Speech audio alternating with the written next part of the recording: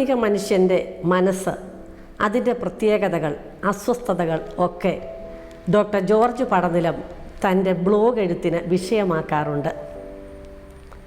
അങ്ങനെ ബ്ലോഗ് എഴുതുമ്പോൾ ഡോക്ടർ അതിൻ്റെ ഉത്തരങ്ങളും വളരെ ചുട്ട മറുപടിയായി തരാൻ ശ്രമിക്കുന്നു. അദ്ദേഹത്തിൻ്റെ രക്ഷകൻ എന്ന ബ്ലോഗ് ഈ ഒരു പൊതു സ്വഭാവം ഉൾക്കൊള്ളുന്നതാണ്. അതുകൊണ്ട് തന്നെ രക്ഷകൻ എന്ന ബ്ലോഗിൻ്റെ അവസാന ഭാഗത്തെക്കുറിച്ചാകട്ടെ ഇന്നത്തെ ചർച്ച. വേദന അനുഭവിക്കുന്ന സാമൂഹ്യ ജീവിയായ മനുഷ്യൻ്റെ അവസാനത്തെ ഒരു പ്രതീക്ഷയായി രക്ഷകൻ കടന്നു വരുന്നതായി ഡോക്ടർ അങ്ങയുടെ ബ്ലോഗ് എഴുതി കണ്ടു. രക്ഷകൻ്റെ ആ ഒരു സമാധാനം നൽകുന്നതിൻ്റെ സാധ്യതകളെക്കുറിച്ച് ഒന്ന് കൂടുതൽ പറയാമോ? സന്തോഷത്തോടെ പറയാം ടീച്ചറെ. രക്ഷകൻ പറഞ്ഞത്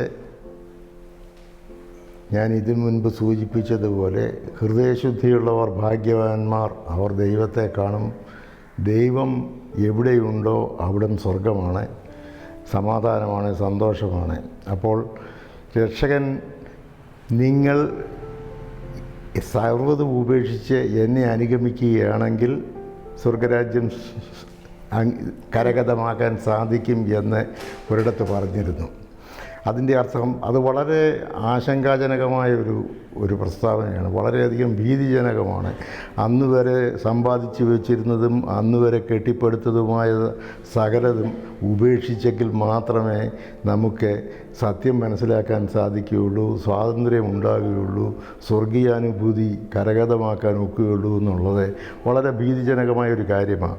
പക്ഷേ രക്ഷകൻ ഉദ്ദേശിച്ചത് എന്താണെന്ന് ചോദിച്ചു കഴിഞ്ഞാൽ, നിങ്ങൾ കുറ്റബോധം നിങ്ങളുടെ മനസ്സിൽ ഉണ്ടാക്കിയത് സമൂഹവും യജമാനനും പരിശീലകരും ആണ്. ആ കുറ്റബോധം മനസ്സിൽ നിന്ന് മാറിക്കഴിയുമ്പോൾ ശുദ്ധമായ മനസ്സ്, നിങ്ങളുടെ ശരിയായ മനസ്സ്, നിങ്ങൾ ആരാണ് എന്നുള്ളതിനെക്കുറിച്ച് തീർച്ചയായും ആ സത്യം ശരിക്കും മനസ്സിലാകും. അപ്പോൾ അത് എങ്ങനെ കരഗതമാക്കുക, മനസ്സ് ശുദ്ധീകരിക്കുന്നത് എങ്ങനെയാണ്, കുറ്റബോധത്തിന് അതീതമായിട്ട് എങ്ങനെ പോകാം എന്നുള്ളതാണ്. അതിനുള്ള മാർഗം അതുവരെ പഠിച്ചിട്ടുള്ളതൊക്കെ മറക്കുക. അത് പഠിച്ചിട്ടുള്ളത് മറക്കാൻ എളുപ്പമല്ല. അതുകൊണ്ട് അതിനെ പ്രാധാന്യം കൊടുക്കാതിരിക്കുക, അതിനകത്ത് ശ്രദ്ധ ഊന്നാതിരിക്കുക. നമ്മൾ എന്തെങ്കിലും ഒരു ഐഡിയ നമ്മുടെ മനസ്സിൽ കയറിയാൽ നമ്മൾ അതിന് എത്രമാത്രം ശ്രദ്ധ കൊടുക്കുന്നു അതനുസരിച്ച് ഈ ഐഡിയ വളർന്നുകൊണ്ടിരിക്കും. അതേസമയം നമ്മൾ ശ്രദ്ധ അതിനകത്ത് കൊടുക്കാതിരിക്കുകയാണെന്നുണ്ടെങ്കിൽ, അതിനെ നിഷേധിക്കുകയോ അല്ലെന്നുണ്ടെങ്കിൽ അവഗണിക്കുകയോ ചെയ്യുകയാണെന്നുണ്ടെങ്കിൽ ആ ആശയം വളരെ പെട്ടെന്ന് ചെറുതാകുകയും ശുഷ്കിക്കുകയും അപ്രധാനമായി തീരുകയും, അതൊരിക്കലും തീർത്ത് മനസ്സിൽ നിന്ന് പോകത്തില്ല, പക്ഷേ അത് അപ്രധാനമായി തീരും. നമ്മളതിനൊരു യാതൊരു പ്രാധാന്യം കൊടുക്കില്ല. അപ്പം നമ്മൾ പഠിച്ചത് എന്താണെന്ന് വെച്ചാൽ അതെല്ലാം തന്നെ തെറ്റായ പഠിപ്പീരായിരുന്നു. ഇതുവരെ പഠിച്ചതിനകത്തൊന്നും യാതൊരു അർത്ഥവുമില്ല എന്ന് നമുക്ക് ഉത്തമ ബോധ്യം ഉണ്ടാകുന്ന സമയത്ത് നമുക്കതിനെ ഇഗ്നോർ ചെയ്യാൻ ഒക്കും. when you forget everything you will remember, when you forget everything you have learned you will remember everything you know എന്നാണ് പറയുന്നത്. അതായത് നമ്മൾ അറിവിൻ്റെ കേദാരമാണ്.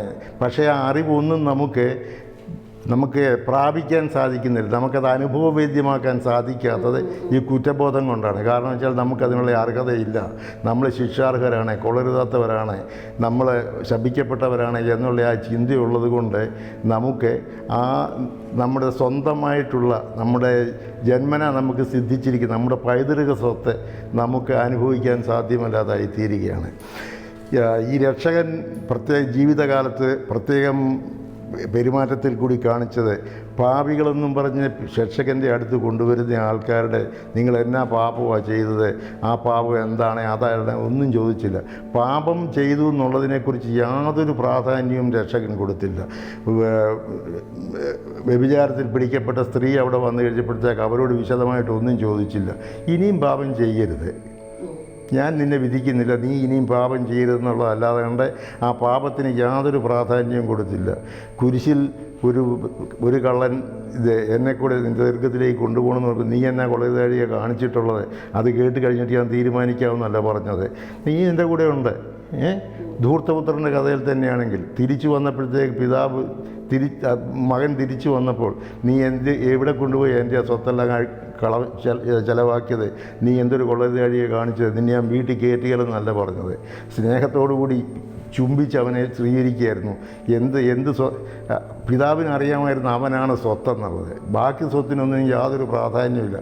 അപ്പോൾ ആ തെറ്റിന് പ്രാധാന്യം കൊടുക്കാതെ കണ്ട് നമ്മുടെ ഉള്ളിലുള്ള നന്മയ്ക്ക് പ്രാധാന്യം കൊടുത്ത് നമ്മുടെ ഉള്ളിലുള്ള സ്വതസിദ്ധമായ ദൈവികമായ നമ്മുടെ കഴിവിന് പ്രാധാന്യം കൊടുത്ത് നമ്മൾ അതിലേക്ക് ശ്രദ്ധ ഊന്നുകയാണെങ്കിൽ അത് വളരുകയും അത് കൂടുതൽ നമ്മുടെ മനസ്സിനെ പരിപൂർണമായിട്ട് കീഴടക്കുകയും ചെയ്യുമ്പോൾ നമ്മുടെ മനസ്സിൽ സമാധാനവും സന്തോഷവും ഉണ്ടാകും. അതാണ് രക്ഷാമാർഗം.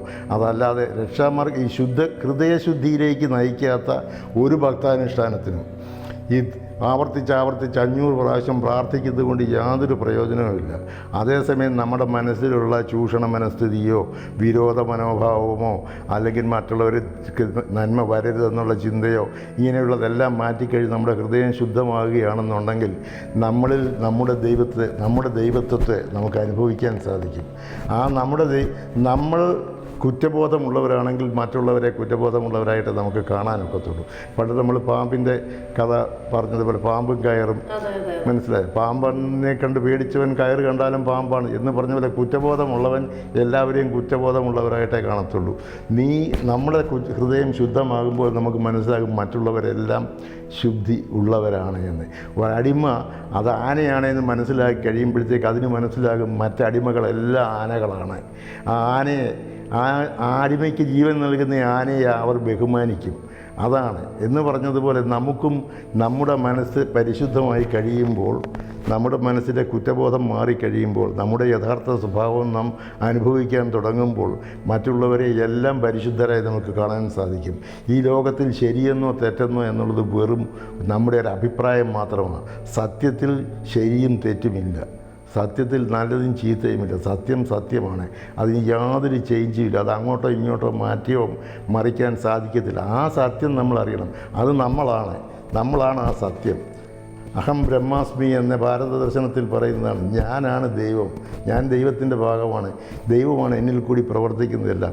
ഈ രക്ഷകൻ ബൈബിളിനകത്ത് പറയുന്നുണ്ട്, ഞാൻ എൻ്റെ സ്വന്തമായിട്ട് എന്തെങ്കിലും ചെയ്യുകയാണെന്നുണ്ടെങ്കിൽ സ്വന്തമായിട്ട് എനിക്കൊന്നും തന്നെ ചെയ്യാനില്ല, എല്ലാം എൻ്റെ പിതാവാണ് എന്നിൽ കൂടി ചെയ്യുന്നത് എന്ന് പറഞ്ഞതുപോലെ ദൈവമാണ് എല്ലാവരിലും ഉള്ളത്. ഇപ്പം ദൈവമെന്ന് പറയുന്ന ഒരു മനുഷ്യനോ നമ്മളെ ജഡ്ജ് ചെയ്യുന്ന ഒരു പോലീസുകാരനോ അല്ല. ദൈവമെന്ന് പറഞ്ഞ പ്രപഞ്ചത്തിൻ്റെ പൂർണ്ണത അത് എല്ലാ ജീവികളിലും ഉണ്ട്, എല്ലാ അണുക്കളിലും പരമാണുക്കളിലും ഉണ്ട് ആ പൂർണ്ണത. അപ്പോൾ ആ ദൈവം അതാണ് നമ്മളിൽ കൂടി പ്രവർത്തിക്കുന്നത്. നമ്മുടെ പൂർണ്ണതയെന്ന് പറയുന്നത് ദൈവത്തിൻ്റെ പൂർണ്ണതയാണ്. ദൈവത്തിൻ്റെ പൂർണ്ണത നമ്മുടെ പൂർണ്ണതയാണ്. അപ്പോൾ അത് മനസ്സിലാക്കി കഴിഞ്ഞാൽ നമുക്ക് സമാധാനത്തിലും സന്തോഷത്തിലും ജീവിക്കാൻ സാധിക്കും. അതാണ് രക്ഷാമാർഗം. ആ പൂർണ്ണത മനസ്സിലാക്കുക, നിന്നെ തന്നെ അറിയുക, നോ യുവർ സെൽഫ്. നിന്നെ അറിഞ്ഞു കഴിയുമ്പോൾ, നീ സത്യം അറിയുമ്പോൾ അത് നിന്നെ സ്വതന്ത്രനാക്കും. പിന്നെ നിനക്ക് ഒന്നിനെക്കുറിച്ചും ഭയപ്പെടേണ്ട, നീ ഒന്നും ചെയ്യേണ്ട കാര്യമില്ല. രക്ഷപ്പെടാനായിട്ട് യാതൊന്നും ചെയ്യേണ്ട കാര്യമില്ല. കാരണം വെച്ചാൽ നീ ഒരിക്കലും സെപ്പറേറ്റ് അല്ല, നീ ഒരിക്കലും വ്യത്യസ്തനായിരുന്നില്ല. നീ ഒരിക്കലും അല്ലാത്ത ഒരു സിറ്റുവേഷനില്ലേ, അടിമ ഒരിക്കലും ആനയല്ലാതായിരുന്നില്ല എന്ന് പറഞ്ഞതുപോലെ ഒരു മനുഷ്യനും പാപിയും ശിക്ഷാർഹനും ആയിരുന്നില്ല. അവനെന്നും പരിശുദ്ധൻ തന്നെയായിരുന്നു. ലോകം അവനെ അങ്ങനെ വിധിച്ചു. ആ മാനദണ്ഡത്തിനനുസരിച്ച് ജീവിച്ചതുകൊണ്ട് അവൻ പാപിയാണെന്നും പറഞ്ഞ് നടക്കുന്നു എന്നുള്ളതല്ലാതെ കണ്ട് അവൻ്റെ പരിശുദ്ധിയെ കളങ്കപ്പെടുത്താൻ യാതൊന്നിനും സാധിക്കുകയില്ല. അതാണ് സത്യം. ആ സത്യം മനസ്സിലാക്കുമ്പോൾ നീ സ്വതന്ത്രനാകും. അതാണ് രക്ഷാമാർഗം. കുറ്റബോധത്തെ നമ്മുടെ മനസ്സിൽ നിന്ന് പാഴെ പിഴുതുമാറ്റുക. സത്യത്തിൻ്റെ ആ ഒരു ഐശ്വര്യത്തെ മനസ്സിൽ നിറയ്ക്കുക. പ്രപഞ്ചത്തിൻ്റെ ഓരോ അണുവിലും കാണുന്ന നിലനിൽക്കുന്ന ദൈവികതയെ പുണരാൻ ശ്രമിക്കുക. ഞാനും ഈശ്വരനും രണ്ടല്ല ഒന്നാണ് എന്ന ആ ഒരു ഭാരതീയ ദർശനത്തെ മനസ്സാ ഉൾക്കൊള്ളുക. ഇതൊക്കെയാണ് ഡോക്ടർ ജോർജ് പടനിലം രക്ഷകൻ എന്ന ആ ഒരു ബ്ലോഗ് എഴുത്തിലൂടെ നമ്മളെ പഠിപ്പിക്കുവാൻ ശ്രമിക്കുന്നത്. ആ പാഠങ്ങൾ നമുക്കും ഉൾക്കൊള്ളാൻ ശ്രമിക്കാം. വരും എപ്പിസോഡുകളിൽ ഡോക്ടറിൻ്റെ പുതുചിന്തകളുമായി നമുക്ക് കണ്ടുമുട്ടാം.